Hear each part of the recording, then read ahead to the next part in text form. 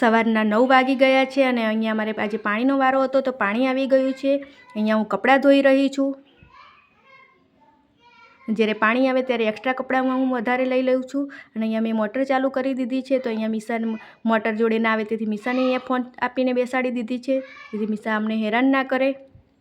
અને આજે અમે પાટણ જવા નીકળી ગયા હતા, રવિવાર હતો તેથી। તો અમે આજે અને 1 વાગી ગયો હતો તેથી મેં રસોઈ નહોતી બનાવી અને અહીંયા અમે જમવા આવી ગયા છીએ બહાર હોટલમાં। અહીંયા આજે અમે પંજાબી થાળી મંગાવી હતી તો અમારી એ પણ આવી ગઈ છે અને અહીંયા મીસાએ પહેલાં છાશ પસંદ કરી છે તો હું મીસાને છાશ પીવડાવી રહી છું।